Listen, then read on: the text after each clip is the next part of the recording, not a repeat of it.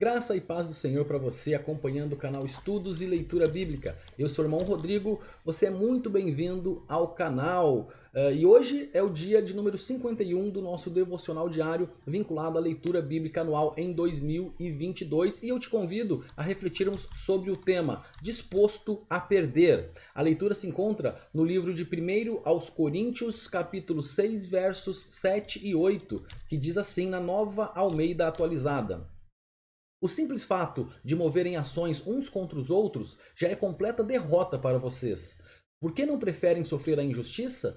Por que não preferem ficar com o prejuízo? Mas vocês mesmos cometem injustiça e causam prejuízo, e isto aos próprios irmãos. Os irmãos em Corinto precisavam de orientação e correção em diversas áreas. Isso levou o apóstolo Paulo a escrever cartas para eles, para orientar, para ajudar nesses problemas, e dessas cartas, duas estão na nossa Bíblia Sagrada. Um desses problemas eram litígios, ou seja, desentendimentos, contendas entre os irmãos. Esses desentendimentos eram levados para serem julgados pela justiça comum, ou seja, fora da igreja. Paulo repreende-os duramente por não conseguirem resolverem os problemas de maneira interna e dar mau testemunho para as pessoas de fora da igreja, inclusive dependiam de não cristãos para mediarem os conflitos. O mais importante que isso, é que esses conflitos não fossem evitados antes de acontecer. E quando não conseguiam ser evitados, mesmo quando eles aconteciam, o orgulho dos coríntios fazia com que os problemas crescessem e escalassem a ponto de prejudicar toda a comunidade. Perceba que se uma das partes envolvidas se prontificasse a assumir o prejuízo, tendo em vista uma atitude caridosa de não prejudicar a comunidade toda e não expor a comunidade aos descrentes, o problema morreria por falta de combustível. É como diz aquele ditado, quando um não quer, dois não brigam. Paulo explora esse ponto e questiona o fato de nenhum deles se dispor a sofrer pelo todo e, ao invés disso, deixar o problema afetar os demais. Pensemos então na nossa realidade. Qual foi o último problema que tivemos na nossa comunidade?